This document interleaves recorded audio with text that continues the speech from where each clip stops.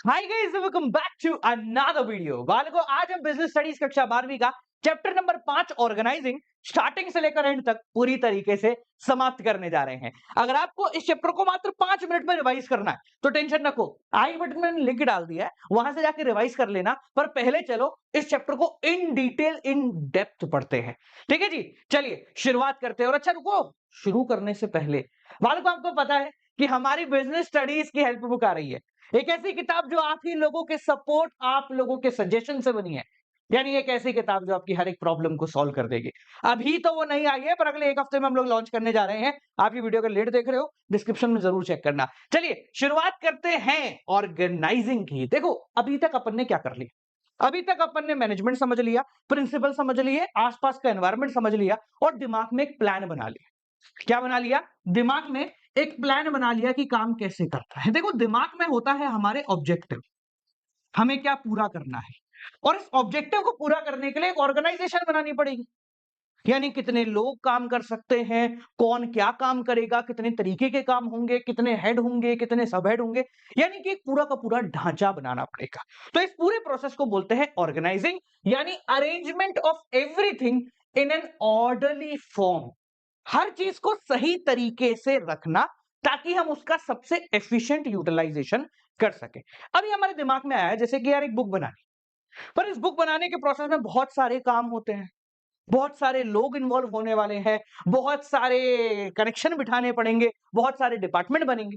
तो कितने डिपार्टमेंट बनेंगे, कितने लोग होंगे, कितनी जॉब्स होंगी, इन सब का पूरा लेखा जोखा बनाना, ये कहलाता है ऑर्गेनाइजिंग। सिंपल भाषा में अगर पढ़ें तो organising can be defined as identifying and grouping different activity. पता करो कितना काम है, उनको ग्रुप करो इन दी ऑर्गेनाइजेशन, और ब्रिंगिंग टुगेदर, इकट्ठा करो क्या? Physical, financial and human resources. इकट्ठा करो सब चीजों को ताकि टू एस्टेब्लिश क्या कर पाए? More effective relation between them which is essential for the achievement of organisation goal. यानी हमारे जो प्लानिंग में ऑब्जेक्टिव हमने सेट किया है, उस गोल को पूरा करने के लिए एक ऑर्गेनाइजेशन डेवलप करनी पड़ेगी। उस ऑर्गेनाइजेशन में कौन कौन क्या क्या कैसे कैसे कब कब होगा, वो सबका जुगाड़ करना, उन सबका एक ढांचा, एक पूरा फ्रेमवर्क बनाना। फ्रेमवर्क को हिंदी में कहते हैं ब्लूप्रिंट बनाना। मान लो क्या बनाना? एक पूरा ब्लूप्रिंट बनाना, उसको कहते हैं ऑर्गेनाइजिंग। अब ये ऑर्गेनाइजिंग करते कैसे हैं, यानी इस ऑर्गेनाइजिंग का प्रोसेस कैसा है, बहुत आसान तरीके से समझ में आएगा। देखिए, ऑर्गेनाइजिंग प्रोसेस पहले इसको समझेंगे, फिर इंपॉर्टेंस करेंगे। What do we mean by process? देखो, प्रोसेस का मतलब होता है किसी भी काम को करने का तरीका। आपका चाहे प्लानिंग का प्रोसेस हो, ऑर्गेनाइजिंग का प्रोसेस हो, स्टाफिंग का प्रोसेस हो या कंट्रोलिंग का प्रोसेस हो, जब भी प्रोसेस वर्ड आएगा, आपको एक चीज याद रखनी है, सीक्वेंस इज नेसेसरी। बिना सीक्वेंस के कुछ नहीं होता। प्रोसेस के अंदर आप सीक्वेंस ऊपर नीचे नहीं कर सकते, इंपॉर्टेंस, मैरिट, डीमेरिट, इन सब में कर लो, पर प्रोसेस जो स्टेप पहले है वो स्टेप पहले रहेगी। इसलिए आंसर राइटिंग के अंदर भी जब भी आप इसको प्रोसेस को एक्सप्लेन करते हो तो हम इस चीज का इस्तेमाल करते हैं कि भाई the first and foremost function या first and foremost task that start organising, हम इस तरीके से लिखते हैं कि भैया ये पहला है और ये पहला ही रहे। ठीक है ना? चलिए, तो हम कैसे ऑर्गेनाइजिंग करते हैं, हमारे दिमाग में एक प्लान है। तो ऑर्गेनाइजिंग की स्टार्टिंग होती है सबसे पहले identification and division of work से। मान के चलो कि आपके पास काम है जो इतना सारा है। अब इतने सारे काम को पूरी किताब बनानी है भैया, अपने को टुकड़े में बांटना पड़ेगा। ऐसा तो नहीं किताब बनानी, चलो भाई चलो शुरू कर दो। अरे पहले देखो कौन क्या कैसे कब क्यों करेगा। फर्ज कीजिए कि आपके पास एक पूरा केक है। अब बर्थडे पार्टी है, पूरा का पूरा केक है, तो ऐसे थोड़ा दे दोगे। हम क्या करेंगे? इस केक के टुकड़े करेंगे। हम इस केक के टुकड़े करेंगे और हर इंडिविजुअल टुकड़े को एक बच्चे के पास ले जाएंगे और बोलेंगे ये तेरा हिस्सा है, खा ले। उसी प्रकार से ऑर्गेनाइजिंग के अंदर हम क्या करते हैं? टोटल वर्क को छोटे छोटे छोटे छोटे टुकड़ों में बांट देते हैं। टोटल वर्क को, मान लीजिए टोटल वर्क है, इसको छोटे छोटे छोटे छोटे छोटे टुकड़ों में बांट दिया। मैं अभी बुक का एग्जांपल इसलिए ले रहा हूं क्योंकि आप लोग ज्यादा लिंक कर पाओगे इस चीज को, क्योंकि आप अभी किताब से ही पढ़ रहे हो। है ना? तो देखिए, मान लो कि हमें किताब बनानी है, तो मैंने क्या करा, टोटल काम देखा, यार एक डिजाइनर चाहिए होगा, एक मुझे क्वेश्चन ढूँढने वाला चाहिए होगा, एक उनकी स्क्रूटनी करने वाले व्यक्ति लगेंगे और एक एक्सप्लेनेशन तो खैर मैं ही लिखूँगा। दूसरी चीज़, बच्चों के साथ कनेक्ट करना पड़ेगा ताकि बच्चे क्या चाहते हैं वो हम किताब में डालें। तो ऐसे 5-6 काम हो गए। तो हमने क्या करा, ये 5-6 कामों को अलग-अलग टुकड़ों में बाँट दिया। तो ऑर्गेनाइजिंग का पहला काम क्या है? पता करो कि टोटल काम क्या है। उस काम को अलग-अलग टुकड़ों में बाँट दीजिए। हर एक टुकड़े को कहा जाता है जॉब। हर एक टुकड़े को कहा जाता है जॉब, यानी कि नौकरी। अब हमने क्या करा है, काम को बांट दिया है। तो अगला काम करें। तो ऑर्गेनाइजिंग प्रोसेस का सेकंड जो काम होता है वो देखिए क्या है, grouping the job and departmentalisation. मान लो ऑर्गेनाइजेशन 50 लोगों की है, तो आपको अच्छा लगेगा कि ये 50 लोग एक ऐसे हॉल में बैठ के काम कर रहे हैं। आपको अगर किसी से कुछ काम करवाना है, आपको पता करना है कि यार इसमें कैसे सुधार होगा, तो आप क्या हॉल में खड़े होके चिल्लाओगे, हाँ भैया एडिटिंग का काम तुम 50 में से कौन कर रहा है जरा बताओ। फिर एक बोलेगा साहब मैं कर रहा हूं। ऐसा अच्छा लगेगा? नहीं लगेगा। तो ये चीज पूरे प्रोसेस को सिंप्लीफाई करने के लिए ऑर्गेनाइजिंग के अंदर जो सेकंड स्टेप है वो कहता है कि सेम सेम जॉब को एक साथ डाल दो। भाई क्या करो, 4-5 कमरे बना लो और इकट्ठे करके सेम सेम नौकरी वालों को एक कमरे में, बाकी दूसरी सेम को एक कमरे में, बाकी दूसरी सेम को एक कमरे में, ऐसे बांट दो। यानी अलग अलग डिपार्टमेंट क्रिएट कर दो और सेम और सिमिलर डिपार्टमेंट वाले लोगों को एक साथ डाल दो। अब ये डिपार्टमेंट जो क्रिएट करते हैं ये दो तरीके से करते हैं। तरीका नंबर एक है फंक्शनल डिपार्टमेंटलाइजेशन। देखो डिपार्टमेंटलाइजेशन कोई बड़ा वर्ड है पर डरने की जरूरत नहीं है इससे। डिपार्टमेंटलाइजेशन, डिपार्टमेंट बांटने का तरीका। What do you mean by departmentalisation? Department बांटने का तरीका। अब हमने बोला है फंक्शनल डिपार्टमेंटलाइजेशन, इसका मतलब जो कंपनी इस तरीके को इस्तेमाल करती है उसका मानना है कि फंक्शन के हिसाब से बांट दो। जैसे प्रोडक्शन करने वाले सारे लोग एक ही डिपार्टमेंट के अंदर बैठ जाएंगे, सेल्स करने वाले लोग एक ही डिपार्टमेंट में बैठ जाएंगे, एडवर्टाइजमेंट करने वाले लोग एक ही डिपार्टमेंट में बैठ जाएंगे। यानी आप किस नेचर का काम कर रहे हो उसके हिसाब से जॉब को ग्रुप कर दिया गया। ये कहलाता है फंक्शनल डिपार्टमेंटलाइजेशन। इसको भी अपन डिटेल में और समझेंगे। दूसरा होता है डिविजनल। अगर आप फंक्शन चूज नहीं करते तो आप डिवीजन चूज करोगे। डिवीजन का मतलब जब ऑर्गेनाइजेशन बड़ी हो जाती है, 3-4-5 सामान बना रहे हैं भैया, ठीक है, हम बुक्स भी बना रहे हैं, हम मान लो पेन भी बना रहे हैं, हम मान लो टेबल भी बना रहे हैं, हम चश्मे भी बना रहे हैं, हम बहुत सारी चीजें बना रहे हैं। तो जब ऑर्गेनाइजेशन बड़ी हो जाती है, एक से ज्यादा प्रोडक्ट लाइन में काम करने लग जाती है, तो हम फंक्शन के हिसाब से डिपार्टमेंट नहीं बांटते, हम प्रोडक्ट के हिसाब से बांट देते हैं। जैसे एक पूरा डिपार्टमेंट बना दिया बुक्स का, इसके अंदर प्रोडक्शन वाले भी हैं, सेल्स वाले भी हैं, एडवर्टाइजमेंट वाले भी हैं, बट रिलेटेड टू बुक। एक डिपार्टमेंट बना दिया किसका, पेन का, तो हमारे पेन के प्रोडक्शन से सेल्स तक सब कुछ यहां हो रहा है। एक डिपार्टमेंट बना दिया चश्मों का, चश्मे। समझ में आ गया? तो ये कहलाता है डिविजनल ऑर्गेनाइजेशन स्ट्रक्चर। तो ऑर्गेनाइजिंग प्रोसेस में सबसे पहले हमने देखा पूरा काम, उस काम को छोटे छोटे टुकड़ों में बांट दिया। सेकंड है सिमिलर या रिलेटेड कामों को एक डिपार्टमेंट बना के उनको एक साथ रख दिया। इससे बहुत सारा फायदा होता है। जब आप एक साथ रख दोगे ना तो आपको पता रहेगा कौन क्या काम कर रहा है। दूसरा, आप जाके चेकिंग भी कर सकते हो, सुपरविजन आसान हो जाएगा। आप एक कमरे में घुसे, भाई आप सारे प्रोडक्शन करने वाले लोग ही, तो इजी हो जाएगा। एक दूसरे से सीखने लग जाएगा। इसके फायदे नुकसान बहुत सारे अभी डिटेल में देखेंगे। आगे बढ़ते तीसरे स्टेप पे। ये करने के बाद जो तीसरा काम है ऑर्गेनाइजिंग के अंदर वो है असाइनमेंट ऑफ ड्यूटीज। ध्यान रखिएगा, अभी हमने लोग नहीं बुलाए, अभी एक भी आदमी नहीं है जो यहां बैठा है, स्टाफिंग अभी हुई नहीं। अभी तो मैं पेन पेपर पे बस एक ढांचा बना रहा हूं कि क्या कैसे होगा। थर्ड पॉइंट है असाइनमेंट ऑफ ड्यूटीज। जैसे जो बंदा यहां पे बैठेगा, जो भी बैठेगा, उसका क्या काम होगा, उसका क्या काम होगा। भाई अगर एक बंदा है जो डिजाइनिंग की पोजीशन पे बैठा है तो उसका क्या काम होगा, उसको कितना डिजाइन करना पड़ेगा, उसको कैसे डिजाइन करना पड़ेगा, ये सारी चीजें बता करना। क्योंकि देखो क्या है, अगले चैप्टर में आप नए बंदे को बुलाओगे, आ जा भाई हमारे यहाँ नौकरी कर। अब आपने एक बंदे को बोला हमारे यहाँ डिजाइनिंग का काम है, वो आ गया, आपको पता ही नहीं कि उससे काम क्या कराना है, तो मामला गड़बड़ हो जाएगा ना, फोकट में पैसे बैठेंगे अपने। तो इसलिए उसको बुलाने से पहले हम ये देखते हैं कि हर एक जॉब पोजीशन के ऊपर क्या क्या काम होगा, क्या क्या क्वालिफिकेशन लगेंगी, यानी पूरा का पूरा इसको करने के लिए क्या व्यक्ति होना चाहिए, वो क्या काम करेगा, ये डिसाइड करना। अब आपने डिसाइड कर लिया, चलो चौथे स्टेप पे आते हैं।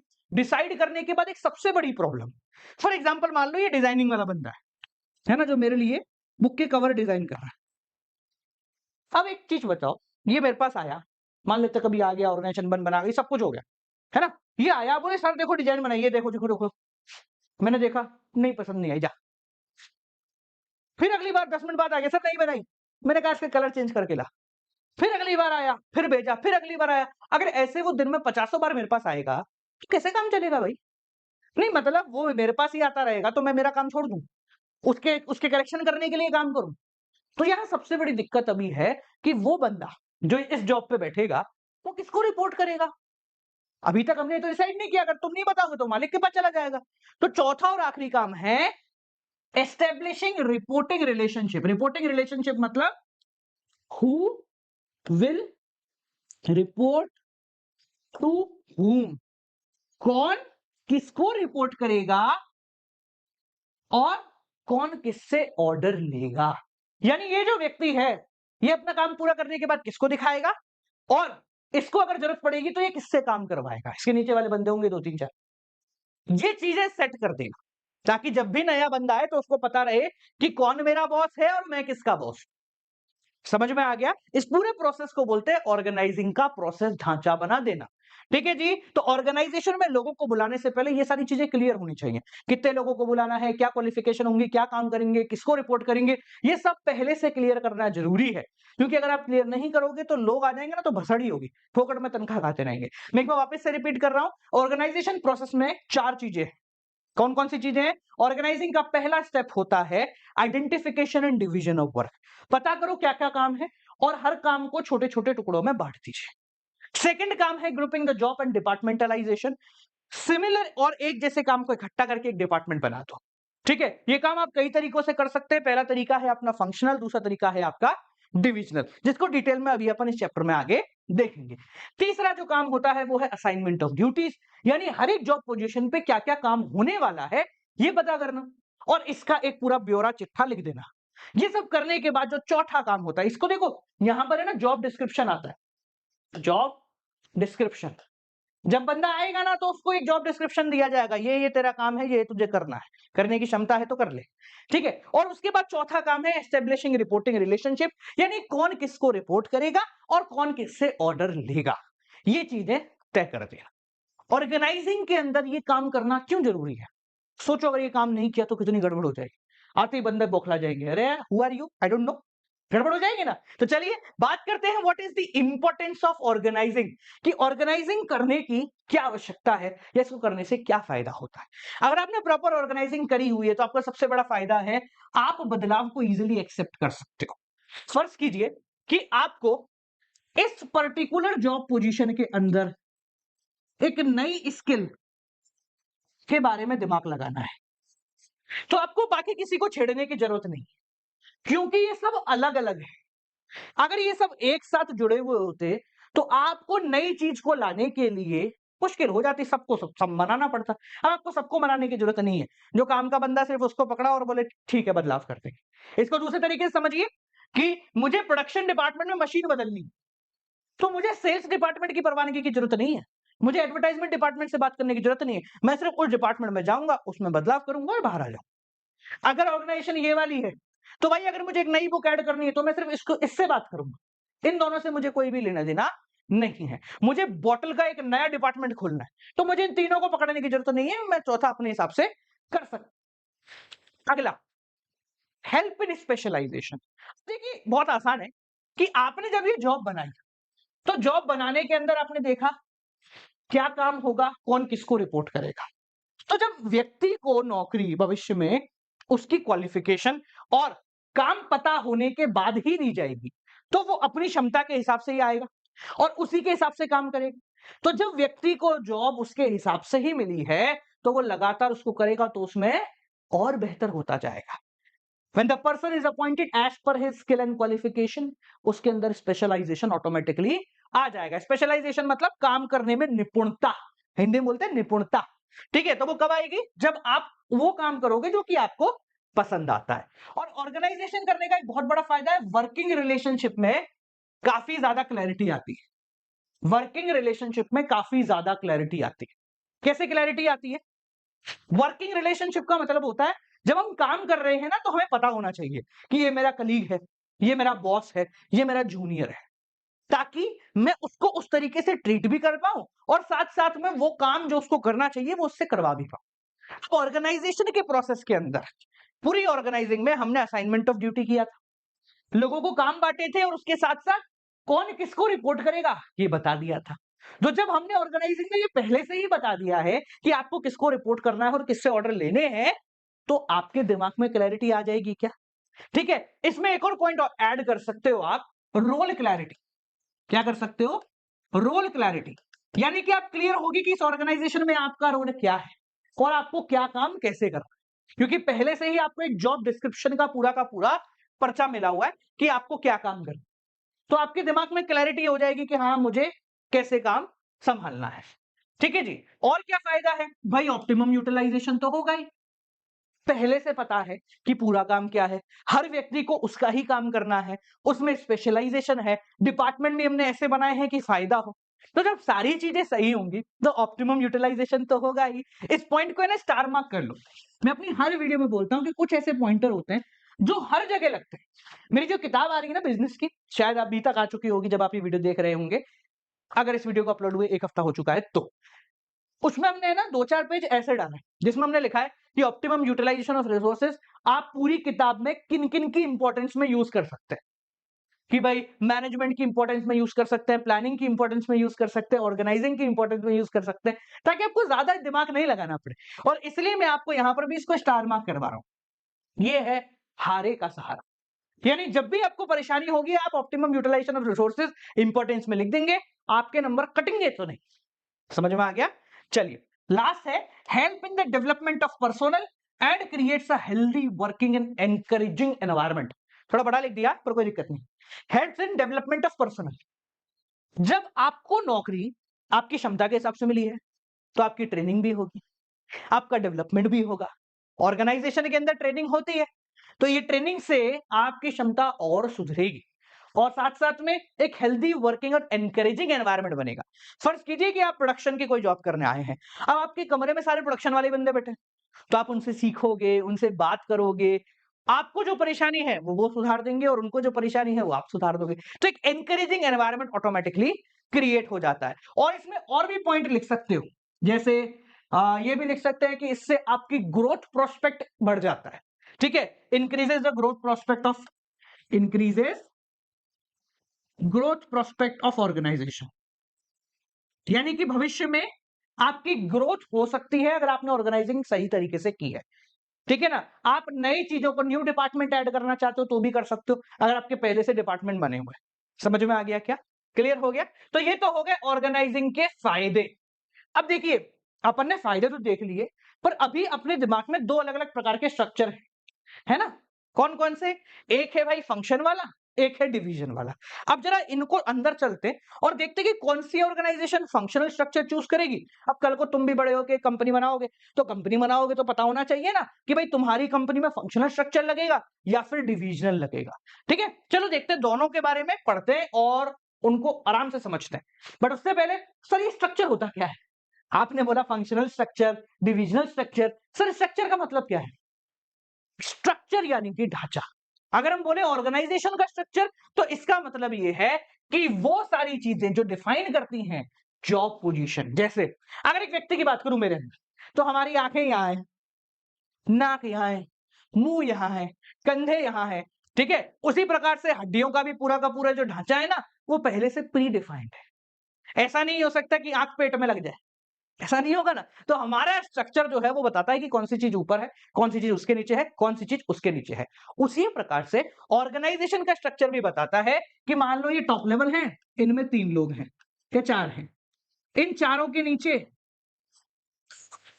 इन दोनों का मिला के एक डिपार्टमेंट होगा, इसका एक अलग डिपार्टमेंट है, इसका एक अलग डिपार्टमेंट है। कोई भी स्ट्रक्चर बना रहा हूं, इस एक डिपार्टमेंट में 4 सब डिपार्टमेंट होंगे, इस एक डिपार्टमेंट में 3 सब डिपार्टमेंट होंगे, इसके अंदर और अलग 3 होंगे, इन चारों में 4-4 होंगे। इसमें भी, इसमें मान लो 2-2 होंगे। क्या? डिपार्टमेंट। तो ये हो गया स्ट्रक्चर, यानी कि एक तरीके से बोले तो ढांचा, किसका? ऑर्गेनाइजेशन का। तो जब हम बोलते हैं फंक्शनल स्ट्रक्चर, यानी कि ऑर्गेनाइजेशन का ढांचा बना रहे हैं फंक्शंस को ध्यान में रखकर। ठीक है? तो जब इस ढांचे की बात आती है तो एक एमसीक्यू की कीमत तुम बहुत अच्छे से जान जाओगे जब तुम्हारा एमसीक्यू आएगा स्पैन ऑफ मैनेजमेंट का। एक नंबर के एमसीक्यू पूछते हैं साहब, स्पैन ऑफ मैनेजमेंट क्या होता है?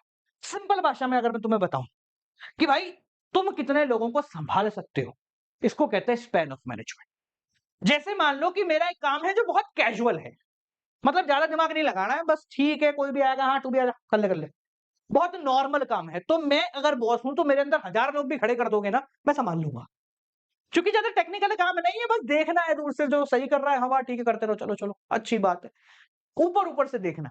तो मेरा स्पैन ऑफ मैनेजमेंट होगा ज्यादा, यानी एक सुपीरियर के अंदर, एक मालिक के अंदर कितने लोग काम कर सकते हैं, इसको बोलते हैं स्पैन। अगर मेरा काम है बहुत टेक्निकल, मतलब ऐसा काम है जिसमें बारीकी जरूरी है, तो मैं अगर हेड हूं तो मैं ध्यान रखूंगा कि भैया देखो मैं 5-7 लोगों को ही संभाल सकता हूं, क्योंकि अगर 1000 लोग तुमने मेरे अंदर दे दिए ना तो मैं एक एक कुछ की बारीकी कैसे चेक करूंगा? काम बहुत दिमाग वाला है, बहुत क्रूशियल है, बहुत इंपॉर्टेंट है।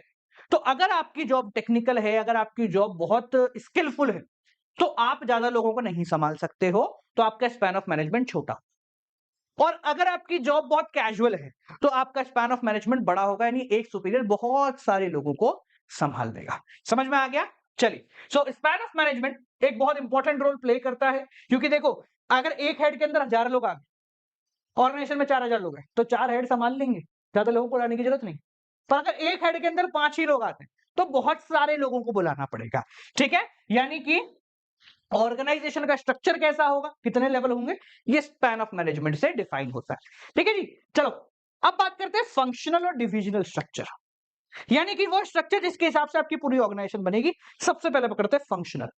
देखो नाम ऐसा करो कि काम बता दे, या काम ऐसा करो कि नाम बता दे। फंक्शनल एक ऐसा स्ट्रक्चर है जिसके अंदर फंक्शन को, आपके काम को सबसे ऊपर माना जाता है। According to this structure, all the job related to same या common function are put under one department. यानी कि अगर आपकी ऑर्गेनाइजेशन फंक्शनल स्ट्रक्चर पे चल रही है, तो आपके जो डिपार्टमेंट बनेंगे उनको अलग अलग करने का जो मेन रोल होगा वो होगा काम। यानी कि अगर मेरा काम है प्रोडक्शन से रिलेटेड, तो प्रोडक्शन से रिलेटेड सारे बंदे इस एक डिपार्टमेंट के अंदर खड़े हो जाएंगे। सेल्स से रिलेटेड सारे बंदे एक डिपार्टमेंट में खड़े हो जाएंगे। एडवर्टाइजमेंट से रिलेटेड सारे बंदे एक डिपार्टमेंट। यहां पर डिपार्टमेंट के अंदर लोगों को भरने की क्या कला है कि ये काम कैसा कर रही है, किस नेचर का कर रहे हैं। ठीक है? तो अंडर फंक्शनल स्ट्रक्चर हम डिपार्टमेंट बांटते हैं काम को देख करके, नेचर ऑफ वर्क को देख करके। अगर आप ऐसे बांटोगे, यानी कि प्रोडक्शन के बंदे एक तरफ, सेल्स के बंदे एक तरफ, एडवर्टाइजमेंट के बंदे एक तरफ, मार्केटिंग के बंदे एक तरफ, और कोई और मान लो कोई और आपकी जॉब है तो उसके बंदे एक तरफ, अगर ऐसा करोगे तो बहुत सारे फायदे। सबसे पहला फायदा, मान लो कि मैं हेड हूं, मैं जैसे प्रोडक्शन के डिपार्टमेंट में गया ना, मुझे पता है कि यहां सारे बंदे एक काम कर रहे हैं, तो मुझे इजीली बस यूं देखना है और मैं सबको सुपरवाइज कर जाऊंगा। यानी कि सबके ऊपर निगरानी रखना काफी आसान हो जाएगा, क्योंकि इस पर्टिकुलर डिपार्टमेंट में एक ही प्रकार का काम हो रहा है। तो सबसे पहला एडवांटेज क्या है? सुपरविजन इजी हो जाएगा। पता है आपको, अगर कंपटीशन को आपके साथ खड़ा कर दिया जाए ना, तो आपकी एफिशिएंसी बढ़ जाती है।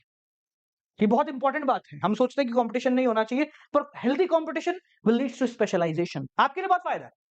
फर्ज करो कि आप घर में पढ़ाई कर रहे हो, आप आधा घंटा पढ़ोगे, आपको लगेगा यार मैं ही तो पढ़ रहा हूं और बहुत मेहनत कर ली मैंने, और आप बंद कर दोगे पढ़ाई का, 1 घंटा कर लोगे, फिर थोड़ी देर फोन चला लोगे। बट अगर मैं आपको उठा के कोचिंग पे बैठा दूं, या स्कूल में बैठा दूं, या किसी लाइब्रेरी में बैठा दूं, तो वो आधे घंटे की पढ़ाई आपको कम लगेगी, क्योंकि आपको दिखेगा कि यार मेरे साथ वाले 2-2 घंटे से पढ़ रहे हैं। तो कंपटीशन से फायदा होता है। उसी प्रकार से अगर आप एक ऐसे डिपार्टमेंट में हैं जहां आपका काम प्रोडक्शन है और आपके जैसे 50 लोग और हैं जो सेम काम कर रहे हैं, तो क्या होगा? आप उनको देख के सीखोगे, अपनी प्रॉब्लम उनको बताओगे, उनकी प्रॉब्लम आप सुनोगे, उनके साथ कंपटीशन ऑटोमेटिक करने लग जाओगे, और उससे आपका काम निखर जाएगा, स्पेशलाइजेशन आ जाएगा। मैनेजर की एफिशिएंसी बढ़ती है। मैनेजरियल एफिशिएंसी भी इंक्रीज हो जाती है क्योंकि एक जैसा काम कर रहे हैं सारे। ट्रेनिंग काफी अच्छी होती है, एक इफेक्टिव ट्रेनिंग होती है और डेवलपमेंट के चांसेस बढ़ जाते हैं क्योंकि सेम काम के लोग एक ही जगह बैठे। ऑटोमेटिक आप एक दूसरे से सीखोगे। ऑर्गेनाइजेशन और ट्रेनिंग कराता है वो तो अच्छी है, बट उसके अलावा आप खुद से भी सीखने लग जाओगे क्योंकि आपको दिखेगा कि हाँ भाई ये वही काम कर रहा है जो मैं कर रहा हूँ, इसको रिजल्ट आ रहा है। क्या कर रहा भाई ये? अच्छा, ऐसे बात करनी है क्या? चलो मैं भी करता हूँ। सीख जाओगे आप। ठीक है जी। देखो, सिक्का जो होता है उसके दो पहलू हैं, एक हेड तो दूसरा टेल। अगर किसी चीज के फायदे तो there has been a most probable chance कि उसके नुकसान भी होंगे। इस ऑर्गेनाइजेशन स्ट्रक्चर के अगर फायदे फायदे हैं, नुकसान तो बताओ। सबसे पहला नुकसान, फ्लेक्सिबिलिटी नहीं है। अब क्या है, ऑर्गेनाइजेशन सारे डिपार्टमेंट को लेके बनेगी। क्या हो गया भाई? ऑर्गेनाइजेशन सारे डिपार्टमेंट को मिला के चलती है। भाई सिर्फ प्रोडक्शन डिपार्टमेंट अच्छा कर रहा है उससे मेरे को कोई लेना देना नहीं, सब कुछ सही होना चाहिए। तो जब नुकसान की बात आती है तो ऊपर से देखो, कहां से? ऑर्गेनाइजेशन को। अरे भाई, आपके घर में कभी कबूतर फंसा है? हमारे घर में काफी फंस जाते थे। तो अगर आप कबूतर को देखो तो वो देखेगा भाई ऊपर ही ऊपर उड़ रहा है, गेट नीचे है, पर वो बेचारे को गेट ही नहीं दिख रहा। क्यों नहीं दिख रहा? क्योंकि उसकी आंखों से अगर आप देखोगे तो वो दूरदृष्टि से नहीं देख पा रहा है। आप अगर दूर खड़े होकर देखोगे ना तो आप बोलोगे क्या कबूतर है, थोड़ा सा नीचे ही उड़ जा। आप जितना दूर जाओगे आपकी क्लैरिटी उतनी बेहतर होती जाएगी। उसी प्रकार से अगर आपको किसी चीज का एक्चुअल रिजल्ट देखना है, किसी डिपार्टमेंटलाइजेशन का एक्चुअल फायदा नुकसान देखना है, तो दूर से देखो, सारे डिपार्टमेंट को एक साथ देखो, आपको बहुत सारे नुकसान दिखेंगे। जैसे पहला नुकसान है लैक ऑफ फ्लेक्सिबिलिटी। यानी मान लो प्रोडक्शन डिपार्टमेंट में कोई व्यक्ति बीमार पड़ गया, अभी प्रोडक्शन करना बहुत ज्यादा जरूरी है। सेल्स तो बाद में आएगी पर प्रोडक्शन अभी जरूरी है, सामान बनाओ तो सही, बेचोगे बाद में। अब क्या है, आप भले ही सेल्स में अभी लोगों की जरूरत नहीं है, वहां ज्यादा लोग बैठे और प्रोडक्शन में लोगों की कमी है, फिर भी आप सेल्स में से उठा के प्रोडक्शन के अंदर लोगों को नहीं भर सकते हो, क्योंकि जो बंदा आप सेल्स से उठाओगे उसको प्रोडक्शन का पीवी नहीं आता, वो कैसे यहां सेट होगा? तो सबसे बड़ा नुकसान ये है क्योंकि आप फंक्शन के हिसाब से बांट देते हो, तो इस डिपार्टमेंट वाला बंदा इस डिपार्टमेंट के फंक्शंस को कभी जानता ही नहीं, और इस वजह से ऑर्गेनाइजेशन को जरूरत पड़ने के बावजूद भी, एक्स्ट्रा लोग होने के बावजूद भी वो यहां से यहां स्विच नहीं कर सकते। अगला नुकसान क्या है? डिपार्टमेंट का गोल बहुत बड़ा होने लग जाता है। बेसिकली क्या है, जब आप प्रोडक्शन में हो आपको सेल्स वाले से कोई लेना देना नहीं है, एडवर्टाइजमेंट वाले से, मार्केटिंग वाले से, इनसे कोई मतलब ही नहीं। आप बोले भैया मैं मेरा काम कर रहा हूं, बाकी सबको जान दो भाड़ में। मैं मेरा काम कर रहा हूं, बाकी सबको जान दो भाड़ में। सोच के देखिए कि अगर एक क्रिकेटर है, मान लीजिए महेंद्र सिंह धोनी, है, बोले भाई मैं तो बढ़िया खेल रहा हूं, क्या मतलब है इसका कि टीम को ज्यादा रन चाहिए? मैं तो मेरे हिसाब से 100 रन बना के आऊं, भले 200 बॉल लगी। ऐसा करेंगे तो क्या महेंद्र सिंह धोनी कहलाएंगे? नहीं कहलाएंगे। वो कब कहलाएंगे? जब वो टीम की रिक्वायरमेंट के हिसाब से खेले। बट इस स्ट्रक्चर की सबसे बड़ी प्रॉब्लम है क्योंकि आप बड़ा सोच ही नहीं सकते हो। ये डिपार्टमेंट वो कबूतर है जो बस अपना फायदा देख रहे, फटाफट उड़ने का। बट इससे ऑर्गेनाइजेशन को फायदा हो रहा है क्या, इसके बारे में कोई अंदाजा नहीं है। Last, lack of accountability. देखो एक चीज समझो, अगर मैं बोलूं ऑर्गेनाइजेशन को प्रॉफिट कब होगा, तो आप बोलोगे साहब एट द एंड जब कस्टमर के पास सामान पहुंचेगा और वहां से रोकड़ा आ जाएगा, लक्ष्मी जी आ जाएंगी, पैसा आ जाएगा, तब ऑर्गेनाइजेशन को फायदा होगा, प्रॉफिट होगा। मान लो प्रॉफिट नहीं हुआ, किसकी गलती है बताओ? आप बोलोगे सेल्स वाले की, सेल्स बोलेगा भैया मैंने तो अच्छे से पिचिंग की थी, तुम्हारा सामान खराब था। आप प्रोडक्शन वाले के पास गए, भाई क्या हुआ? बोले साहब मैंने तो अच्छे से बनाया था, तुम एडवर्टाइजमेंट वाले से पूछो उसने ढंग से नहीं किया होगा। तो यहां पर किसकी गलती है ये पता नहीं किया जा सकता, क्योंकि कोई भी एक बंदा रिस्पॉन्सिबल नहीं है पूरे प्रोसेस के लिए। कोई भी एक डिपार्टमेंट पूरे प्रोसेस को नहीं संभाल रहा है, हर एक बंदा थोड़ा थोड़ा थोड़ा थोड़ा संभाल रहा है। बट ऑर्गेनाइजेशन को जब तक ये चारों सही नहीं होंगे तब तक ऑर्गेनाइजेशन को फायदा नहीं मिलेगा। तो इसके अंदर अकाउंटेबिलिटी की बहुत ज्यादा प्रॉब्लम है, ठीक है ना? अब ये प्रॉब्लम तो है, पर ये सूटेबल कहां है? देखो ये वाला स्ट्रक्चर वहां सूटेबल हो जाता है जहां ऑर्गेनाइजेशन छोटी हो, एक ही सामान, दो ही सामान बना रहे हो, तो आप ऐसा स्ट्रक्चर बना के काम कर सकते हो। पर मान लो आपकी ऑर्गेनाइजेशन बहुत बड़ी हो, 5 7 8 10 सामान बना रहे हो आप अलग अलग प्रोडक्शन लाइन के, और वो बेच रहे हो, तो इस प्रकार के ऑर्गेनाइजेशन में इस स्ट्रक्चर को यूज नहीं कर सकते। सोच के देखो, अपने प्रोडक्शन वाले सबको इकट्ठा कर लिया, एक बोल रहा है मैं चश्मा बना रहा हूं, दूसरा बोल रहा है मैं बोतल बना रहा हूं, तीसरा बोल रहा है मैं तो किताब बना रहा हूं, चौथा बोल रहा है कि भैया मैं तो घड़ी बना रहा हूं।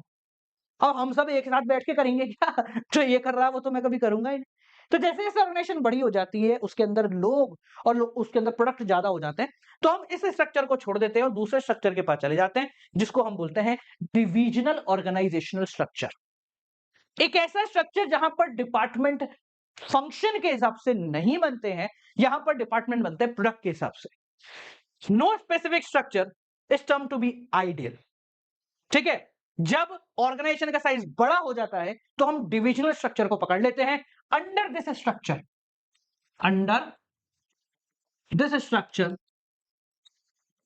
स्ट्रक्चर जॉब बेस होती है on the basis of product.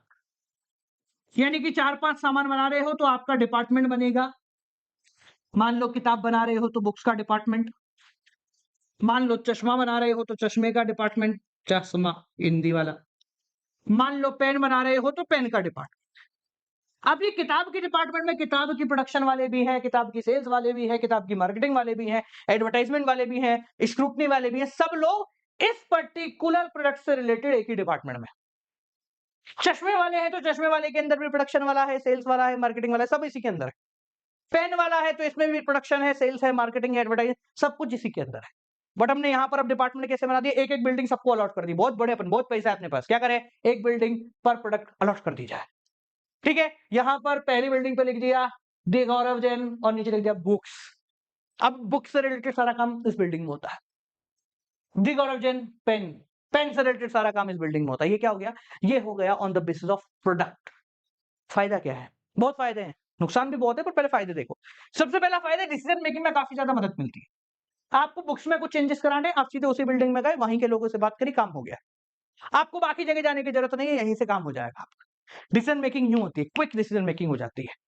Accountability बहुत इजीली ट्रेस हो सकती है। किताबों की सेल डाउन हुई, मैं सीधे बुक के डिपार्टमेंट पहुंच गया, क्या हुआ, पेन वाले को कुछ नहीं बोलूंगा मैं, पर बुक वालों को पकड़ लूंगा मैं। अकाउंटेबिलिटी बहुत इजीली ट्रेस हो जाती है। तो तेरी गलती आ जाए, ये तुम्हारे डिपार्टमेंट से गड़बड़ हुई है, बाकी सबकी तो सेल्स अच्छी है, तुम्हारी डिपार्टमेंट क्यों डाउन हुई। ठीक है, तो it's easy to fix accountability. Expansion and growth हो सकती है, मुझे चाहिए कि मुझे एक और डिपार्टमेंट खोलना है, मुझे टेबल बनानी है, चेयर बनानी है, फर्नीचर डिपार्टमेंट खोलना है पूरा, तो फर्नीचर का एक अलग डिपार्टमेंट बना दिया। इन तीनों को कोई लेना देना नहीं, अलग से डिपार्टमेंट बनाओ, काम हो जाए। बाकी सबको परेशान करने की जरूरत नहीं है, अलग से बना दो। ठीक है, तो फायदे तो है, नुकसान भी है।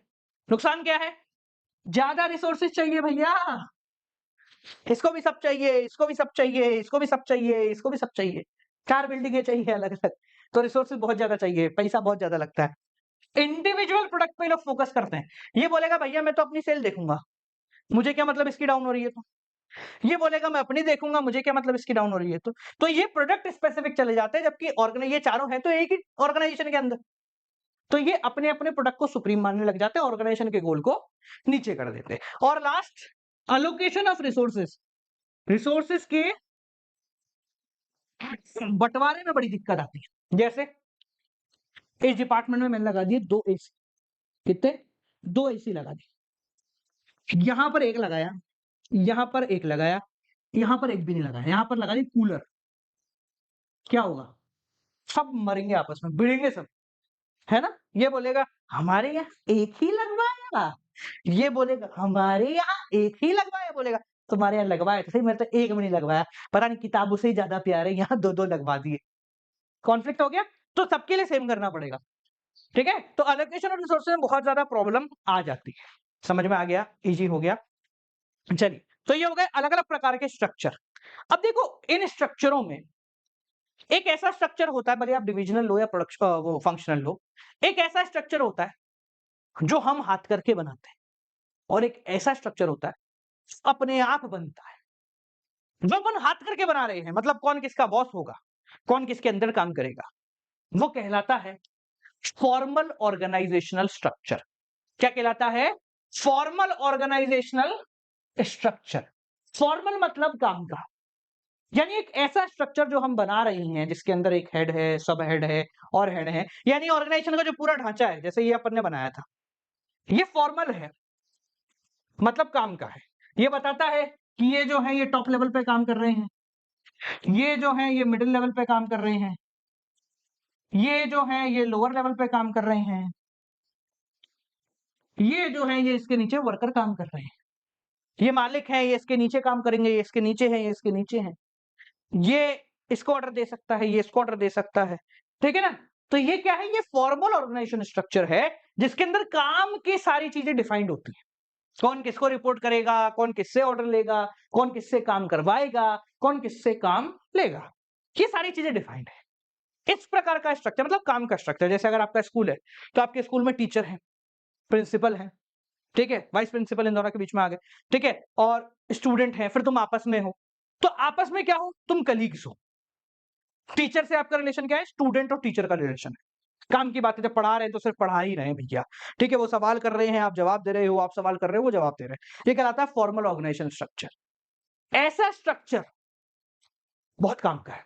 अच्छा, ये तो बनाना जरूरी है ना भैया। मैं बोल रहा हूँ मैं एक ऑर्गेनाइजेशन में नौकरी कर रहा हूँ, वहां कोई बॉस ही नहीं है, तो क्या होगा, ऑर्गेनाइजेशन तो कहाँ है ऑर्गेनाइजेशन वो फिर।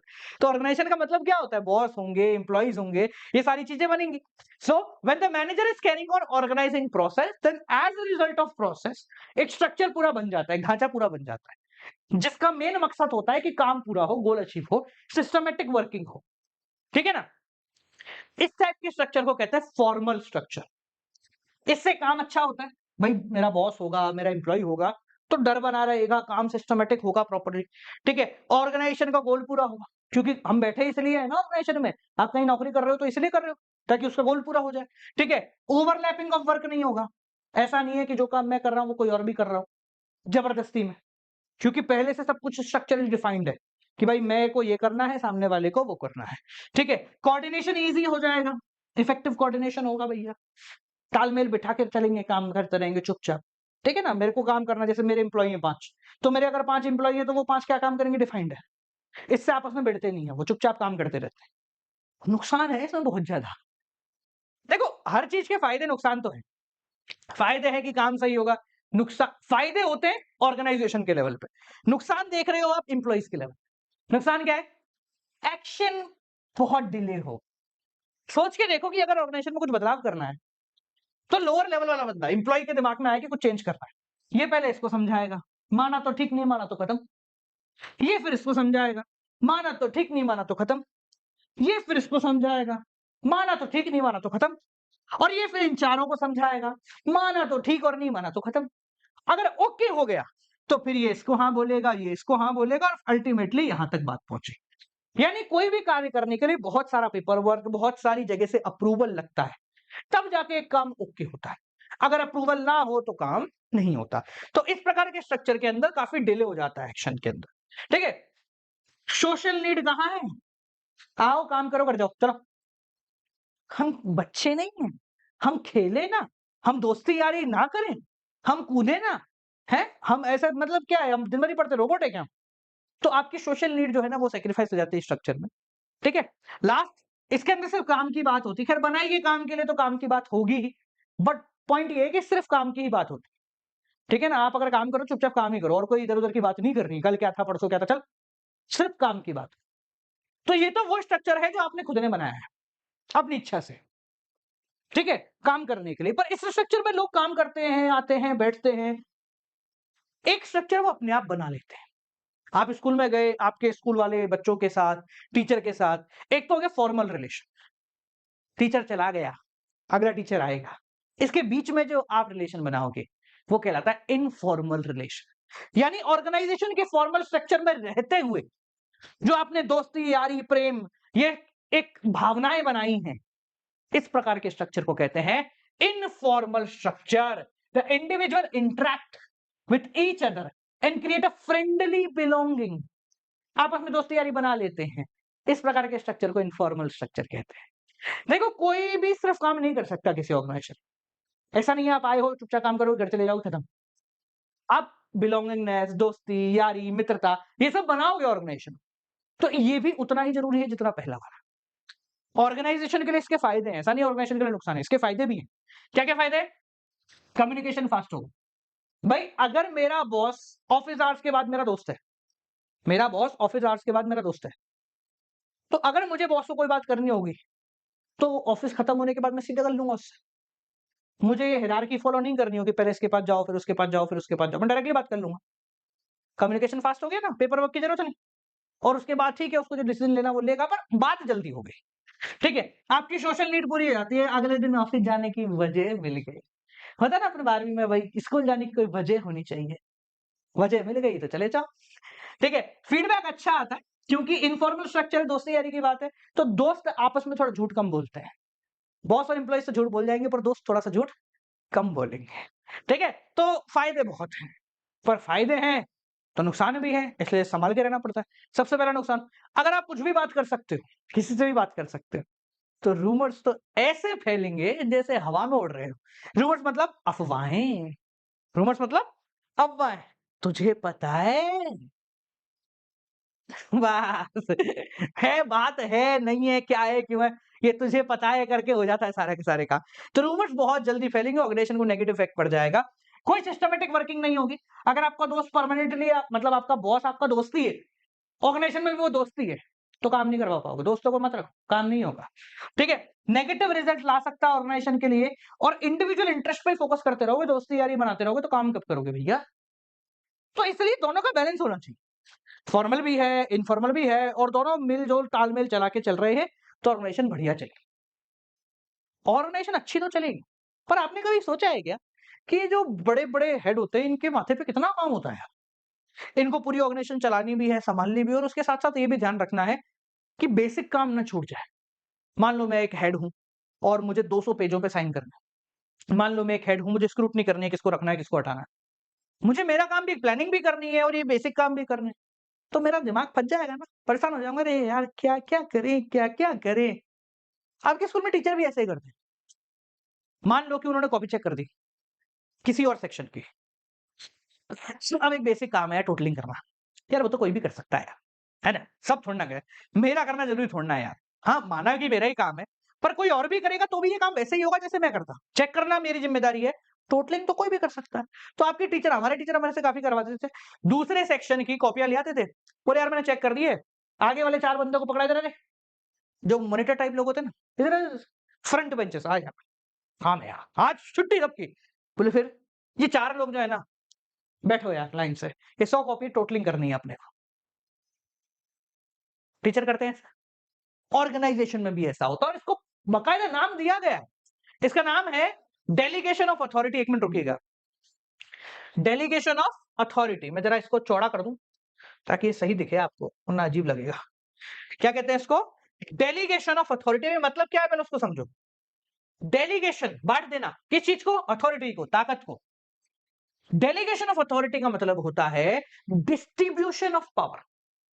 भाई मैं मालिक हूं, मेरे हाथ में ताकत है, अभी मैं बेसिक काम को करने में इंटरेस्टेड नहीं हूं, या मुझे ऐसा लगता है कि इससे मेरा समय खराब होगा, तो मैं उस स्पेसिफिक काम को, मतलब सभी काम को नहीं, उस स्पेसिफिक काम को कुछ चुनिंदा एम्प्लॉइज को या कुछ चुनिंदा लोगों को बुला के करवा दूंगा, जो मेरी जगह पे, ध्यान रखना काम किसका है? मेरा है, मैं मैनेजर हूं, जो मेरी जगह पे मुझे रिप्रेजेंट करते हुए वो काम करते हैं। यानी आपके टीचर ने टोटलिंग आपसे करवा दी किसी और बच्चे की, तो वो क्या हो गया? वो हो गया डेलीगेशन ऑफ अथॉरिटी, कि उसने अपनी ताकत को बांट दिया। कितने लोगों को? कुछ लोगों को। इसको बोलते हैं मल्टीप्लाई बाय 2, यानी कि एक मैनेजर की जगह 2 मैनेजर बन गए इस पर्टिकुलर काम को करने के लिए। याद रखिएगा, डेलीगेशन का मतलब ये नहीं है कि सारा काम बांट दिया। डेलीगेशन का मतलब है कुछ बेसिक, बिल्कुल छोटू मोटू सा काम, जो कि कोई भी कर सकता है। ठीक है, पर काम वो मैनेजर का है, तो मैनेजर ने अपने विश्वास वाले 2-3 लोगों को बुला के, बेसिकली चमचों को बुलवा के काम करवा दिया उनसे कि भाई यार मेरे बिना पे काम कर लो। ठीक है, याद रखिए काम मैनेजर का ही है। ठीक है ना? तो डेलीगेशन ऑफ अथॉरिटी के अंदर मैनेजर जब भी ओवरबर्डन हो जाता है, वो उस काम को अपने कुछ चुनिंदा लोगों को बांट देता है। ठीक है? इसके अंदर 3 चीजें आती हैं बेटा, रिस्पॉन्सिबिलिटी, अथॉरिटी एंड अकाउंटेबिलिटी। तीनों को ध्यान से समझ लेना बहुत जरूरी है। 4 नंबर इससे आ सकते हैं। सबसे पहले बात करते हैं रिस्पॉन्सिबिलिटी। आपने फेयोल के प्रिंसिपल पढ़ा, उसमें रिस्पॉन्सिबिलिटी अथॉरिटी वर्ड था। वापस याद दिलाता हूं, रिस्पॉन्सिबिलिटी मतलब जिम्मेदारी, मतलब जिम्मेदारी। जैसे आपके टीचर ने आपको जिम्मेदारी दी कि टोटल करना है। क्या बोला? टोटल करना है। ये हो गई आपकी रिस्पॉन्सिबिलिटी। ठीक है, आपको काम दे दिया गया है।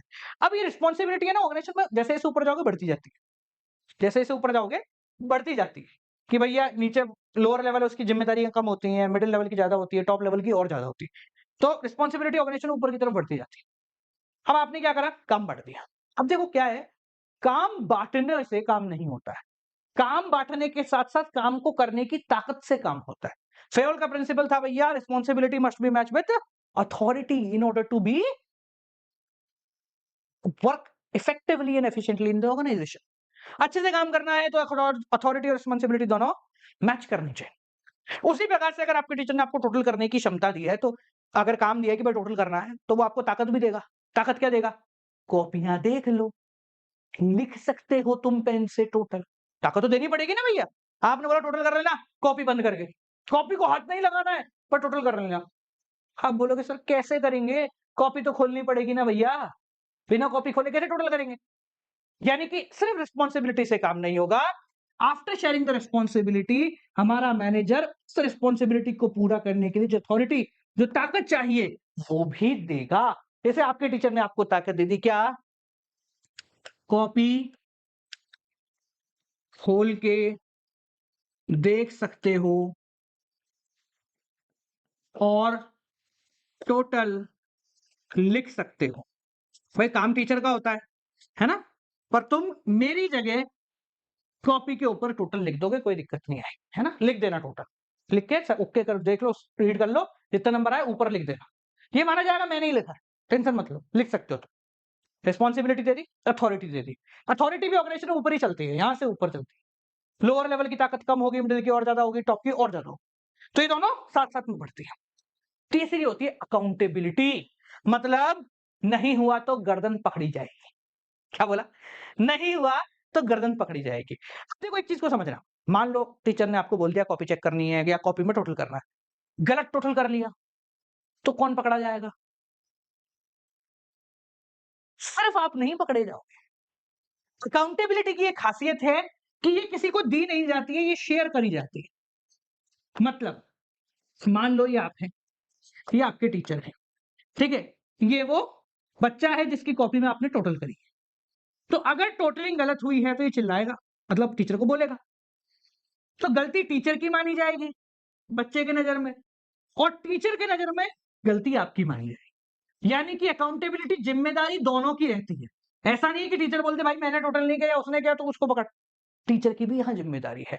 तो अकाउंटेबिलिटी इंपोज नहीं की जाती है, अकाउंटेबिलिटी शेयर करी जाती है। यानी कि जिम्मेदारी, गलती हो गई तो पकड़ा दोनों को जाएगा। समझ में आ गया? ये टीचर इसको पकड़ेगा और जो मेन है वो इसको पकड़ेगा। मतलब इन शॉर्ट, अगर ऑर्गेनाइजेशन की बात करें तो अगर मैनेजर ने वर्कर को कोई काम दिया है, लोअर लेवल मैनेजर को काम दिया है, तो गलती होने पर वो मैनेजर उस लोअर लेवल वाले को पकड़ेगा, क्योंकि जो टॉप लेवल वाला है वो इस मिडिल वाले को पकड़ रहा है। हे तूने गलती कर दी, ये बोलेगा हाँ साहब गलती हो गई, सॉरी। वो गया, तूने गलती कर दी, तो दोनों को चिल्ल पड़ी है। तो अकाउंटेबिलिटी कैन बी शेयर्ड। इसके फायदे हैं और जरूरी है ये। देखो डेलीगेशन के बिना ऑर्गेनाइजेशन में काम नहीं होता। कुछ इंपॉर्टेंस है, देख लेते हैं। तो क्या है डेलीगेशन की इंपॉर्टेंस? सबसे पहला, इफेक्टिव मैनेजमेंट हो जाता है। देखो मैनेजर अगर है ना बेसिक काम में डूबा रहेगा ना, तो इंपॉर्टेंट काम कौन करेगा? प्लानिंग व्लानिंग कौन करेगा? दिमाग कौन लगाएगा अगर ये साइन करने में मैनेजर लगा रहा तो? है ना? तो यहां पर मैनेजमेंट काफी ज्यादा इफेक्टिव हो जाता है। टाइमली, इफेक्टिव का मतलब टाइमली कंप्लीशन। तो टाइमली कंप्लीशन होने लग जाते हैं सारे के सारे टास्क, और मैनेजमेंट थोड़ा सा फ्लो में आ जाता है। एम्प्लॉइज का डेवलपमेंट होता है, यार आप वो काम कर रहे हो जो टीचर बन के करते, है ना? तो आपका भी विकास और आपको भी थोड़ा सा कॉन्फिडेंस अंदर से आने लग जाएगा। भविष्य में आप भी टीचर बन सकते हो। मतलब ये थोड़ा सा ज्यादा बोल दिया मैंने, बट ऑर्गेनाइजेशन के नजरिए से सोचो तो अगर एक मैनेजर का काम एक एम्प्लॉय कर रहा है तो यार उसको भी लग रहा है कि हाँ यार ये काम तो मैं कर सकता हूँ। तो भविष्य के लिए एक तैयार हो रहा है मैनेजर। साथ साथ में ऑर्गेनाइजेशन की ग्रोथ होती है। कैसे होगी सर ग्रोथ? बहुत सिंपल है यार। आपका जो टॉप लेवल मैनेजमेंट है, उसने अपना बेसिक काम किसी और को दे दिया, अब वो उस काम में लगा है जिससे ग्रोथ होगी, है ना? उसने बेसिक काम किसी और को दे दिया तो वो दिमाग लगा सकता है, तो ऑर्गेनाइजेशन की ग्रोथ हो जाती है। साथ साथ में कोऑर्डिनेशन बढ़ता है ना? ये हो जाएगा यार ये वो बंदा है जिसने मेरा काम कर लिया था।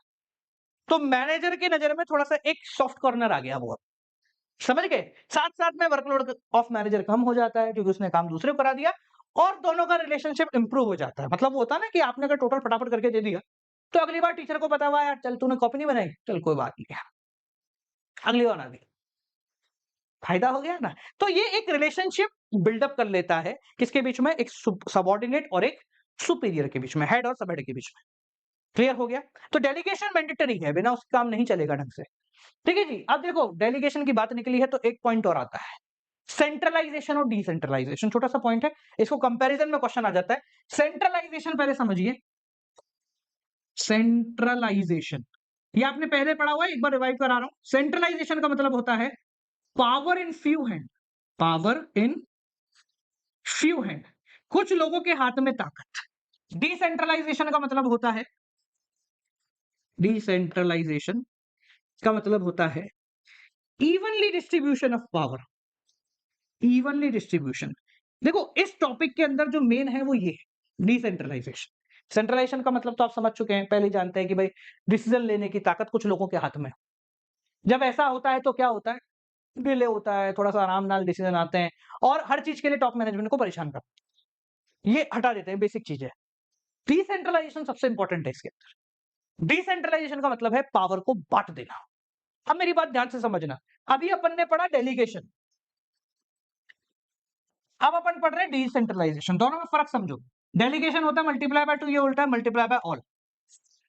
क्या बोला, इसका मतलब है मल्टीप्लाई बाय 2, इसका मतलब है मल्टीप्लाई बाय ऑल। सिंपल भाषा में डेलीगेशन में कुछ काम, बेसिक काम, रूटीन काम को बांट दिया जाता है 2-4 लोगों में, बाकी ऑर्गेनाइजेशन चुपचाप चलती रहती है।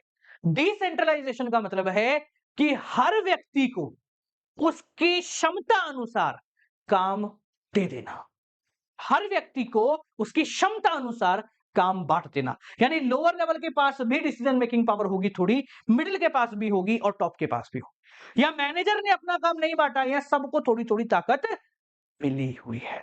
समझ में आ गया क्या, क्लियर हो गया क्या? डिसेंट्रलाइजेशन के बहुत फायदे हैं। अगर सबके पास ताकत होगी तो हर व्यक्ति उस ताकत का इस्तेमाल करके बेहतर करने की सोचेगा। इनिशिएटिव आएगा ना अलग से, यार मेरे पास ताकत, मेरी ऑर्गेनाइजेशन ने मुझे कुछ ताकतें दे रखी, मेरे पास शक्ति है कि मैं ये काम अपने लेवल पे कर लूं। जैसे लोअर लेवल को पता है कि यार रिफ्रेशमेंट कहां से मंगाने, वो तू संभाल, तो बोलेगा यार इसने मुझ पर भरोसा कर रखा है यार, तो यार मैं ऐसी जगह से मंगाऊं जहां से फायदा भी हो ऑर्गेनाइजेशन को और हमको भी बढ़िया टेस्ट मिल जाए।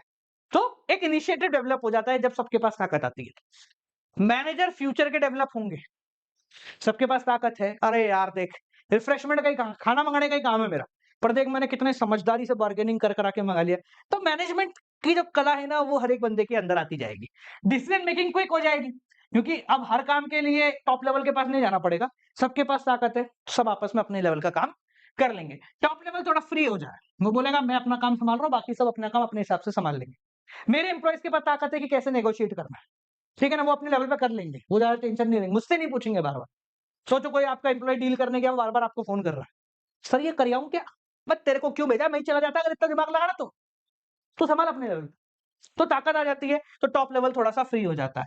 ग्रोथ ऑर्गेनाइजेशन की बढ़ जाएगी क्योंकि फास्ट डिसीजन होगा, कंट्रोल करना इजी हो जाएगा और साथ साथ में टीम वर्क बढ़ जाएगा, क्योंकि आपने हर लेवल पे ताकत दी है, तो हर लेवल पे मैनेजर खड़े हुए हैं, हर व्यक्ति अपने आप को मैनेजर मान रहा है। जब हर व्यक्ति मैनेजर मानेगा ना तो ऑर्गेनाइजेशन सटाक करके हवा में जाएगी। तो यहां पर डिसेंट्रलाइजेशन एक अच्छा कॉन्सेप्ट है, ठीक है, जो कि ऑर्गेनाइजेशन यूज करके काम कर सकती है। ठीक है जी, तो बालकों ये आपका पूरा चैप्टर ऑर्गेनाइजिंग हो गया यहाँ पर समाप्त। कोई दिक्कत को परेशानी तो कमेंट सेक्शन में बता देना। जाने से पहले अभी तो मैं नहीं दिखा सकता क्योंकि अभी हमने रेडी नहीं की है पूरी, बट हाँ हमारी बिजनेस स्टडीज की हेल्प बुक यानी एक ऐसी किताब जो आपकी हर एक परेशानी को खत्म कर देगी, चाहे वो आंसर राइटिंग हो, एक्सप्लेनेशन हो, एमसीक्यू हो, असर्शन रीजनिंग हो, केस बेस हो, या फिर मैं बोलूं माइंड मैप हो, या कुछ भी जो भी आपको बिजनेस स्टडी में प्रॉब्लम है, हर एक चीज को सॉर्ट करने की हमारी पुस्तक बन रही है। अगर आप इस वीडियो को हफ्ते 10 दिन बाद देख रहे हैं तो कृपया करके कमेंट सेक्शन में चले जाएं या फिर डिस्क्रिप्शन में चले जाएं, वहां पर आपको उसका लिंक जरूर मिल जाएगा। ठीक है जी, बहुत कम प्राइस पे हम लोग उसको रख रहे हैं, स्टार्टिंग के 2000 ऑर्डर मैं अभी पहले कमिट कर रहा हूं, 2000 तो नहीं, 1000-1500 ऑर्डर तक हम लोग एक डिस्काउंटेड प्राइस में आप लोगों को प्रोवाइड करा देंगे। सो जाइए और चेकआउट जरूर कीजिएगा उसको, ठीक है। मैं नीचे वीडियो भी लगा दूंगा वो वाली जिसमें हमने अनाउंस किया होगा, मैं फ्यूचर की बात कर रहा हूँ, अभी कुछ भी हुआ नहीं है, ठीक है। तो जरूर जाके चेक करिएगा। मिलते हैं आपसे अगली वीडियो के साथ, तब तक के लिए नमस्कार।